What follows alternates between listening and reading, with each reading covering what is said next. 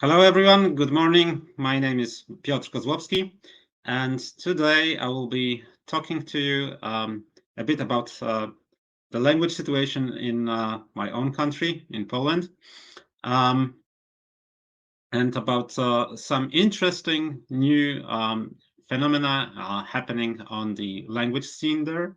Um, I guess the flag at the top of the slide is familiar to you, but the flags at the bottom of the slide might be less familiar or unknown. So those are associated with some of the linguistic varieties that I'll be talking about. But first, let's start with the typical view of Poland.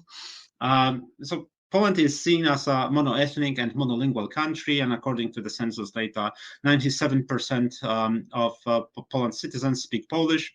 Or actually, 97% or more, because more than 1% doesn't answer the question on the language spoken at home. So at least some of them use Polish as well. And not only that, but Polish itself, Polish as a language with around 40 million speakers, is remarkably uniform in terms of low degree of linguistic diversity. We don't usually it is presented as a language with almost no dialectal differences, or almost no regional differences in terms of pronunciations and so forth. When speaking about regional differences, the differences between Polish as spoken in various parts of Poland, usually people mention a couple of words or expressions which differ. Those token regional differences are, for instance, the word for outside, as in the children are playing outside. In the part of Poland that I'm from, you would say na dworze. But in southern Poland, you would say na polu. So, the first literally means on the courtyard, and the second on the field. And another such word is the word for potatoes, which has at least three, actually more, but three main regional variants: ziemniaki, kartofle, and pyry. And the last one is quite the pyry is quite strongly associated with the greater Poland area. So much so that even people from there, they would describe themselves as Pyry, and they are part of Poland as Pyrlandia. But this is just a couple of specific words, specific nouns mostly, that are understood as being regional markers. In general, as I say, as I write here, their speech doesn't betray them. Usually, when talking to a new person, when meeting a new person, I am unable to tell where they are from. They are coming from just by the way they speak Polish. Even though I'm interested in languages, I'm more than average interested in regional varieties of Polish. I cannot tell. There have been cases where I had been working together with someone for several years before realizing that they are actually from a very different part of the country, and they actually used in childhood a speech variety which is quite distant from standard Polish that they were using together with me consistently. Important note. Myself, I will be talking about some non-standard varieties, linguistic varieties used in Poland, but I myself, basically I speak only literally Polish. I only standard Polish. I'm as vanilla as can get in that respect. And I live in Warsaw, which is basically the worst possible place to ask about linguistic diversity in a sense, because it has, as a capital, it attracts people from all over the country, and it's also the center in which the local any any local particularities will get translated to the general language because of its influence on the media, the press, and general culture. Okay, so let's move to the standard picture. This is a dialectal map of Poland, one of the standard accounts which differ in unimportant details, unimportant for us here anyway. What's interesting here, what I would like to point out, is that first, the areas marked in light yellow, those are listed as new mixed dialects, and in practice those are the lands that didn't belong to Poland until World War II and were settled with Polish speakers coming from elsewhere, mostly maybe not mostly, but including from the former eastern borderlands of Poland. So people coming from many different places, mixing together. As a result, they had only standard Polish to turn to. No single localized dialect was strong enough to survive. So those areas marked in light yellow are supposed to be the areas with the least dialectal presence. The second point I would like to underscore is the size of the color patches. Those are really huge, and this already should tell you that there must be something going wrong here.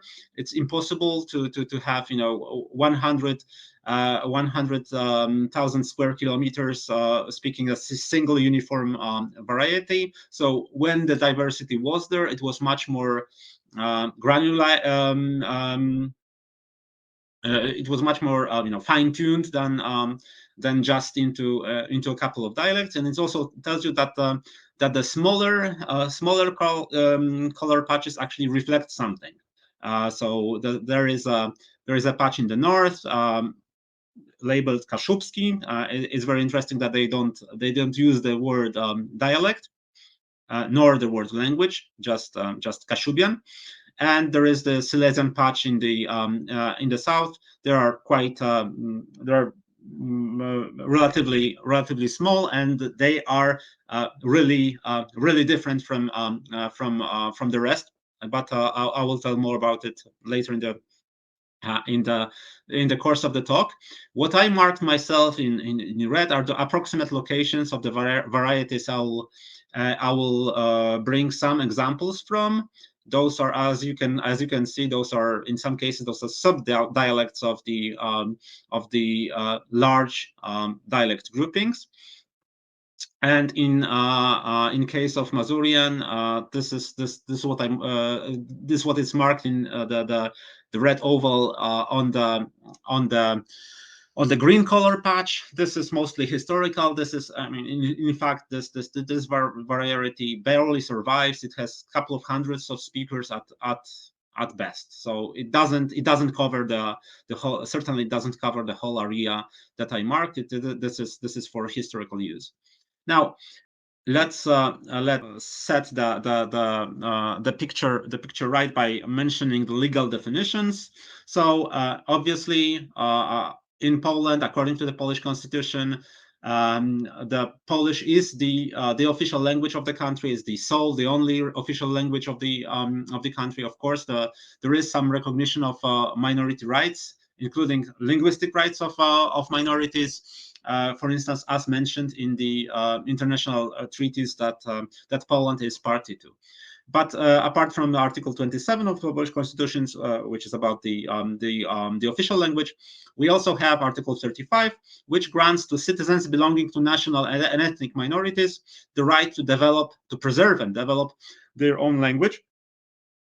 And furthermore, we have a specific law on national and ethnic minorities and on regional language. It was adopted in 2005, and it contains several. It enumerates the minorities. So there are the following national minorities in Poland, recognized national minorities in Poland: Armenians, Belarusians, Czechs, Germans, Jews, Lithuanians, Russians, Slovaks, and Ukrainians. And the criteria to be recognized as national minority is for the community to have more than 100 years of presence on the Polish territory and to have its own state elsewhere. So if there is no national state of a certain community, then it is seen as ethnic minority, not a national minority. And this is the case of Karaims, Lenkos, Roma, and Tatars, which are relatively all of them are relatively smaller groups, but their languages are their cultures and including their languages are supported by the state, by the Polish Ministry of Internal Affairs and Administration, and there is also support for education in the language and many other related rights. And on top of those two, groups of communities, so those recognized as national minorities and ethnic minorities, we also have a single community using their regional language. In Polish, it's społeczność posługująca się językiem regionalnym. So we have one regional language in Poland, and that is Kashubian. And getting it to that point of recognition was really an uphill struggle. It took several decades. For a very long time, Polish state didn't recognize Kashubian as a separate language, but only as a dialect of Polish, and its speakers as a sort of ethnographical subgroup of Polish people. But now it's changed. They're still not recognized as a minority, in fact, but as a separate linguistic community at least.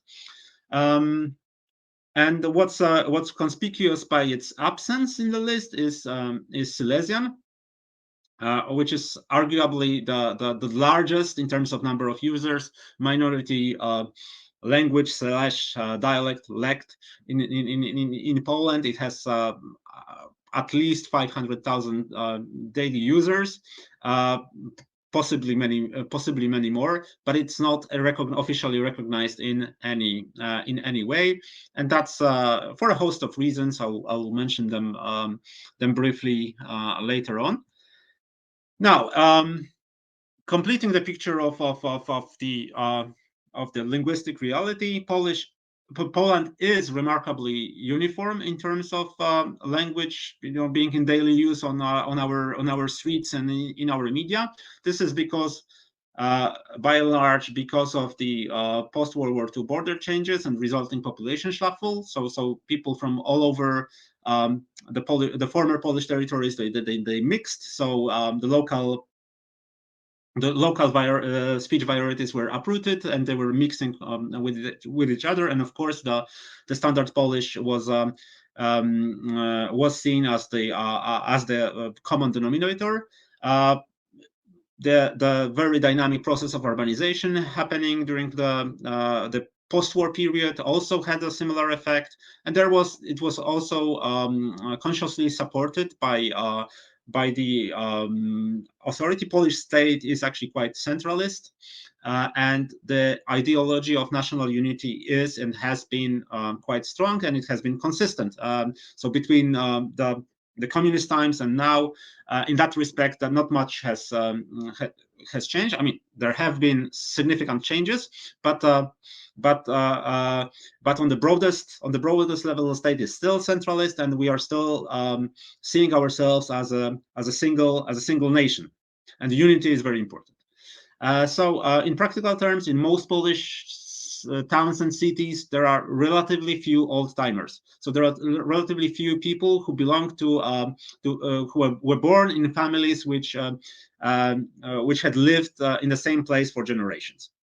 So almost everybody is a relative newcomer, and this doesn't help in maintaining the speech diversity, local diversity. There are pockets of the divergence. The largest and the most important of them are Silesia and Kashubia, so the region in the south of Poland, the industrial region in the south of Poland, and the region on the coast. So those are big regions, relatively big regions with a critical mass of speakers not speaking using the non-standard varieties, but even locally they are not the majority, not necessarily so. And of course there are some pockets of divergence. For instance, in Tatra Mountains, so Podhale region, in some cities, a city like Poznań, they have a relatively large relative number of old timers. So the city dialect there is relatively well preserved. My hunch is that if you know what to listen for in terms of different accents, different ways, patterns of speech, and then you will hear it, you will find it. If you look hard enough, the diversity is there. It's a bit hidden, but it's there. But you have to know what to look for. What's quite and it's when I say that it's sometimes hidden from sight, I refer to a phenomenon of diglossa. So even when in places where people speak other varieties other than standard Polish in their daily life, usually they also use standard Polish, and it's their preferred language when talking to the outsiders. There is a striking observation that I noted.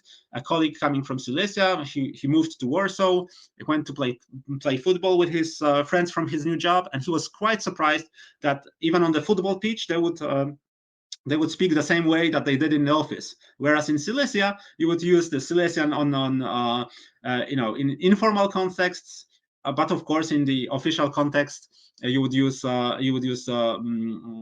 standard Polish. So this I said, of course you would use standard Polish because there is a very strong cultural pressure to speak the standard language. And non-standard speech is stigmatized as testifying to lack of control, self-control, lack of education, lack of sophistication of the speaker. So you are really, really pressured to use proper language or to use clean language. That's what it's called.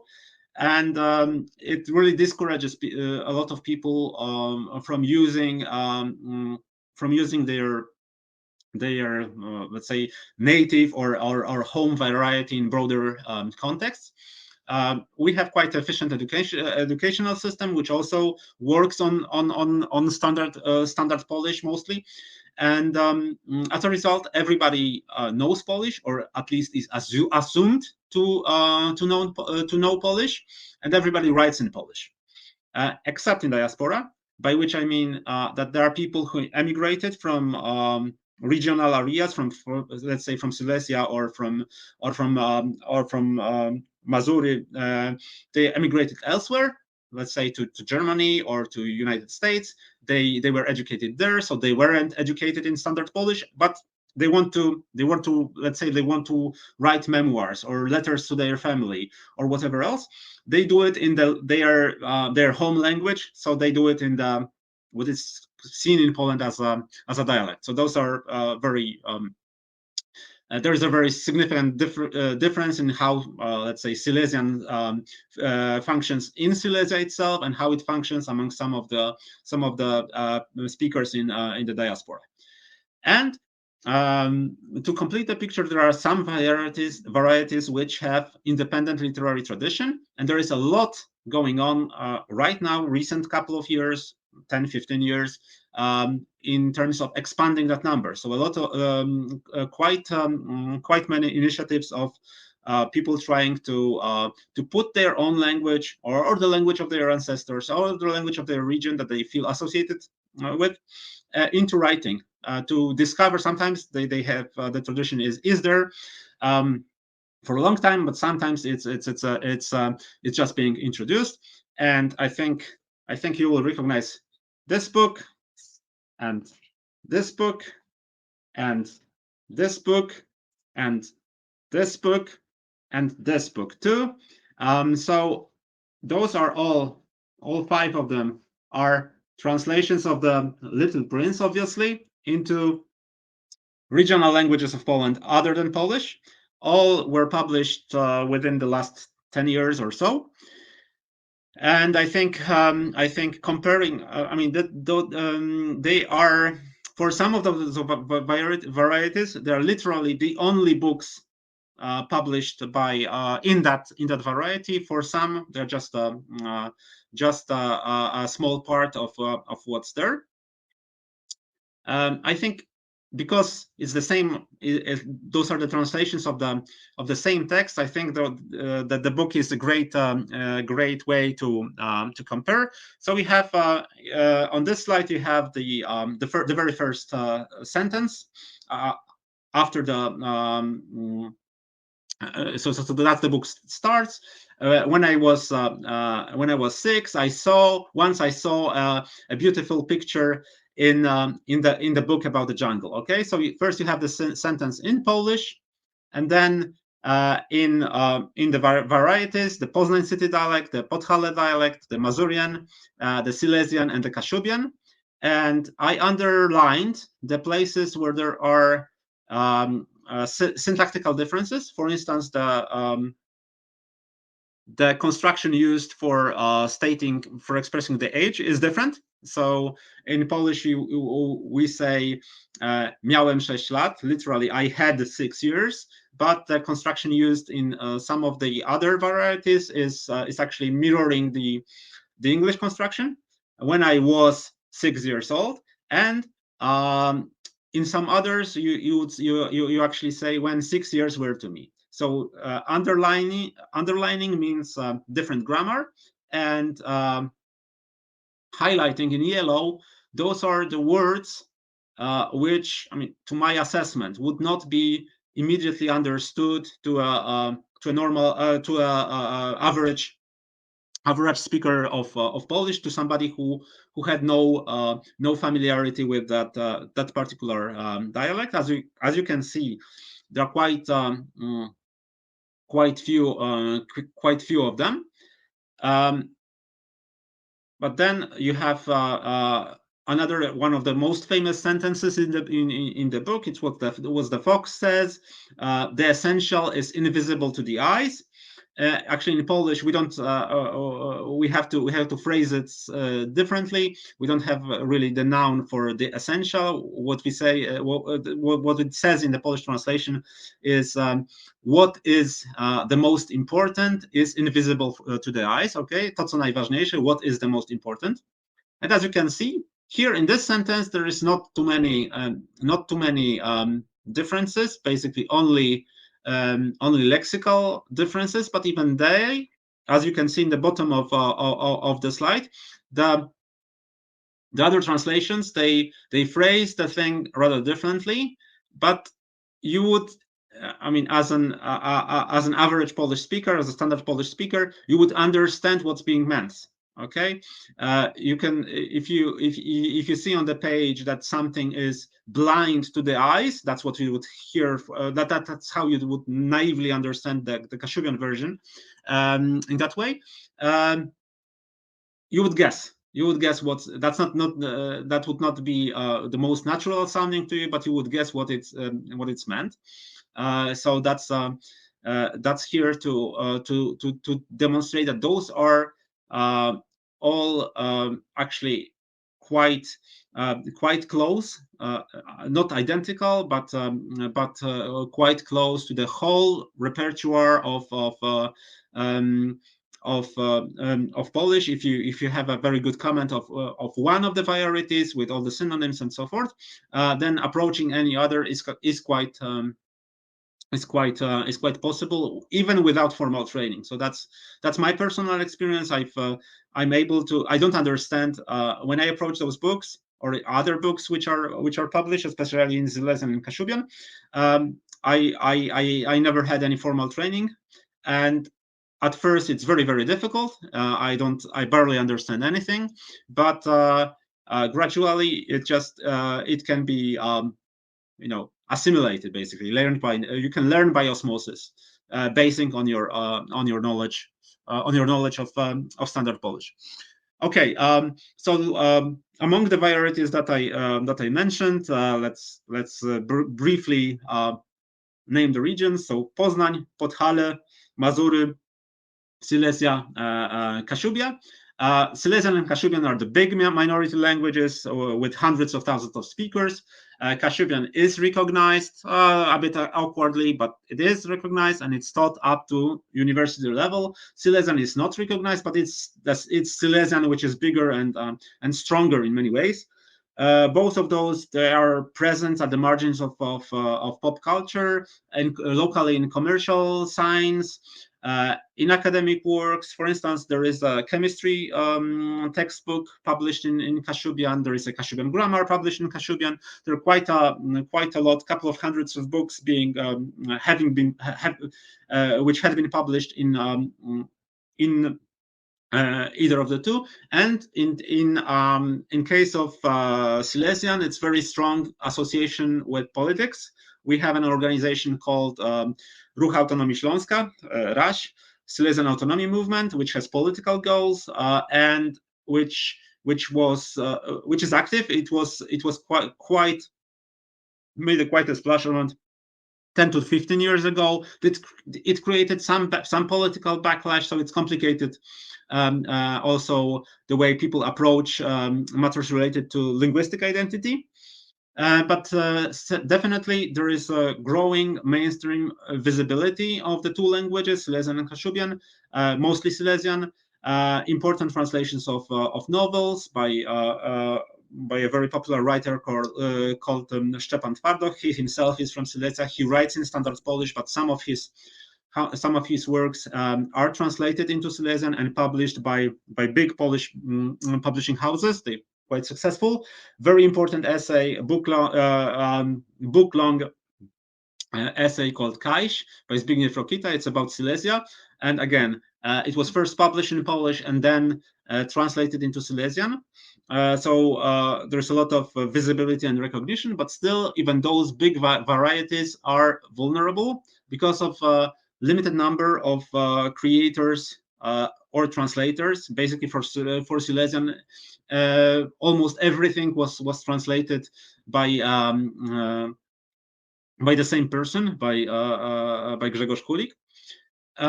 So yeah, and apart from the two, let's say, big minority languages, we have several smaller scale documentation or revitalization efforts. Here on the slide, you can see basically a small internet newspaper published in Masurian dialect. Basically, it's the effort of a single very dedicated person. So we have. You have situations like this in several places in Poland when people would try to acquire some linguistic background, would dig into the archives, cooperate with professional linguists, and try to create something. There is another trend, and the translations into Poznań, so Greater Poland dialect, and into Podhale dialect. They are more from the folkloric current, as I call it. So basically, you have no attempts to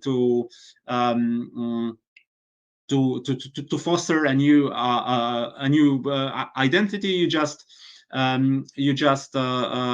document some local words and expressions.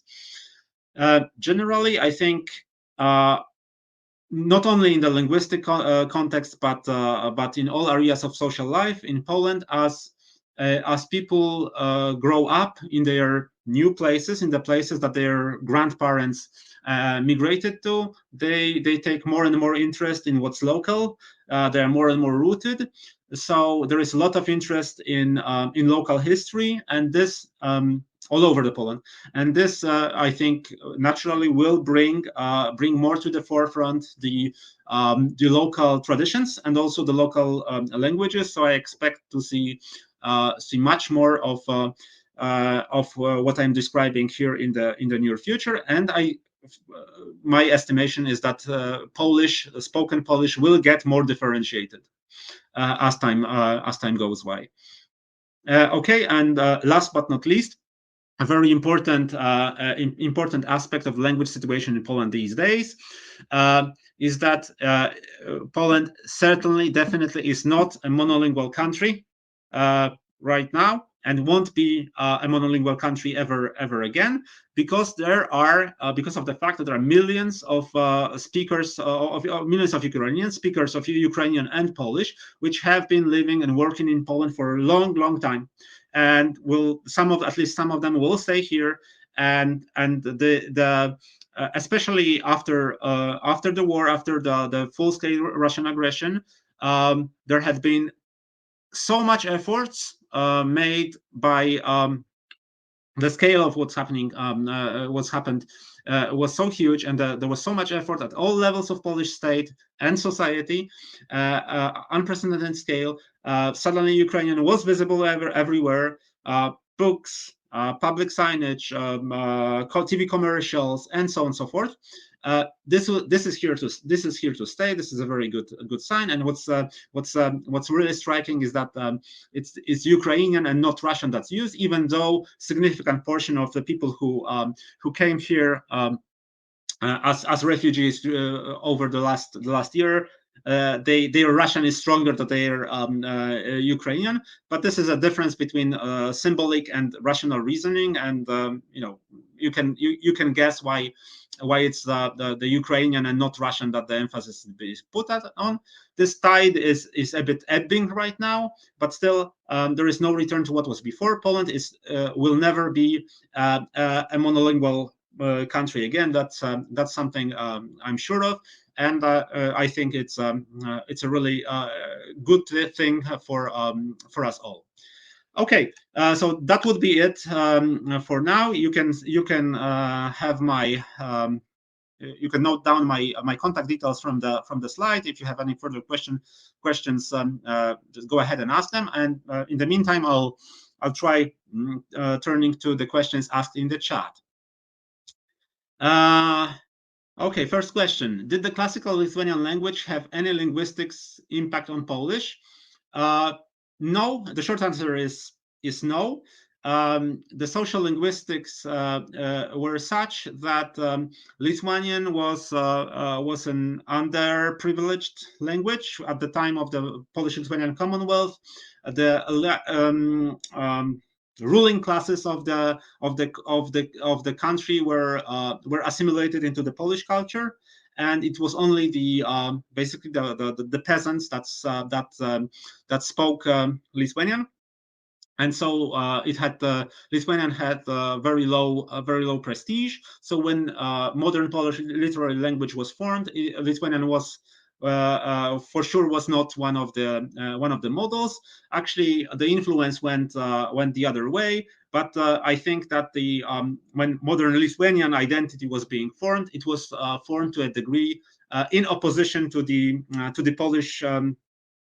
To the Polish identity and the Polish and also Polish linguistic conventions. So I think that Lithuanian orthography is consciously made different from the Polish in orthography in important ways. How did the modern standard Polish language emerge, and did the partition of Poland affect this process in some way?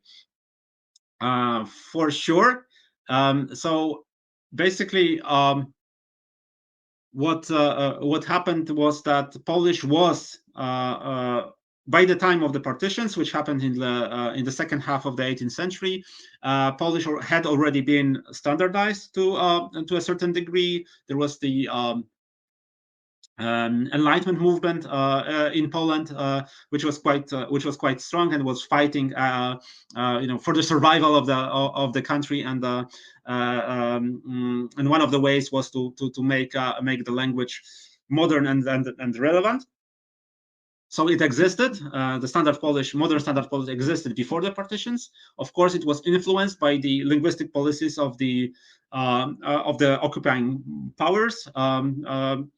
Basically, both Russians and Prussians and then Germans tried to a degree to basically forbid the use of Polish. Only in Austria-Hungary, on Austria, and then Austria-Hungary, the situation was was less difficult. But as Poland regained independence in 1918, there was an urgent need to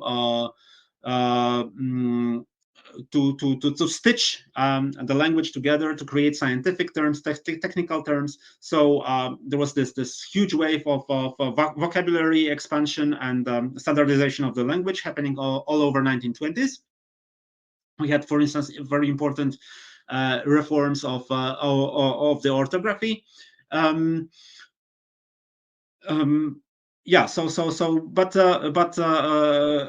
But by the time of the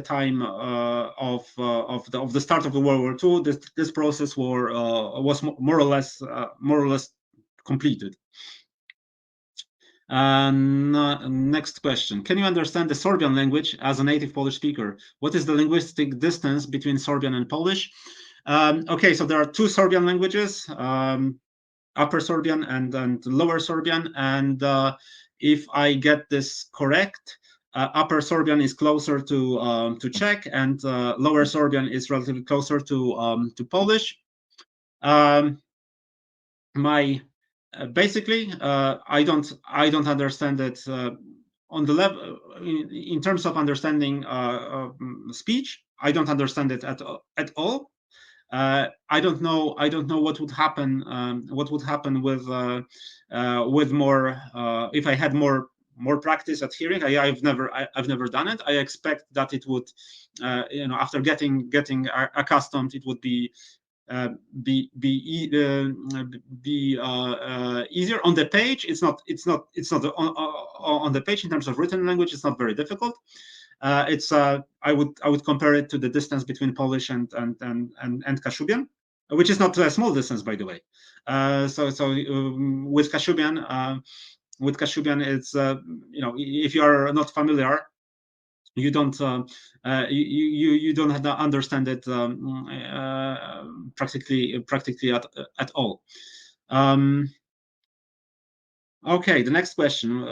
What is the attitude of the main national level political parties towards regional languages? Do they all share the same centralized approach? Oh, this is a very interesting point. So there is let's put it this way. There is a lot of tensions surrounding the Polish-German relations, and especially the party which is currently in power is using those tensions politically, and because many of the regional languages that survived are spoken in the areas which were formerly occupied, partitioned by the Germany. In those languages, in those local languages, there is a visible influence of German, more German loans than in standard Polish. And so there are some on Polish right wing who say that basically they have the either or mentality. Either you are Polish or you are German. And if you are not, if you claim you are not Polish, that's the stepping stone, that's the first step to declaring yourself German in the next, after a while. So there is a lot of discourse, circling around that issue. This is what makes it very, very problematic. There are, I hinted at the Silesian autonomy movement. Those are like, there are some politicians there who also want to attract publicity by claiming, we are not Polish, and without differentiating that they mean citizenship or ethnicity or any combination of the two. So they create backlash from Polish conservatives and the people who are attracted to the idea of national unity. So it's a huge mess. There is not a single political party that would consistently argue in favor of regionalisms, because it's a sort of a political trap. So there are certainly there are, for instance, the left wing is broadly sympathetic to all minority issues, but basically that's not on the forefront. By and large, my short answer would be, by and large, yes. The Polish political mainstream is largely centralist, whether by being convinced that this is truly important, or by omission, basically not making this an issue. Do Polish regional varieties and languages have standardized orthography? Well, to an extent, yes. So I think that there was around 20 years ago, 30 to 20 years ago, 1990s, early 2000s. In case of Silesian, there was a very bitter internal struggle. So Silesian itself, it's divided into a lot of regional varieties. It's a area of Poland with high population density, so we have a lot of speakers and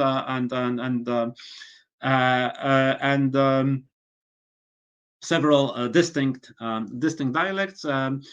So there was a dispute on whether they need any common language at all, and if so, on which dialect it should be based on, and different ideas of orthography. For some time there were two competing Wikipedias in different orthographies of Silesian, but I think by now the situation is settled. Kashubian has a standard orthography. I don't remember at the moment what's the story behind that. And as for the others, those are smaller efforts. So usually there is a single group of activists, or just one, in some cases just literally one person. So no room to one person who tries to write something in a systematic way. I mean, so there is no competition in that way. Okay. So I hope that this have been satisfactory answers to very interesting questions. If you want to ask some more questions, or have some follow up, do not hesitate to approach me. Okay, enjoy the rest of the Polyglot gathering, and hope to see you soon again. Bye bye.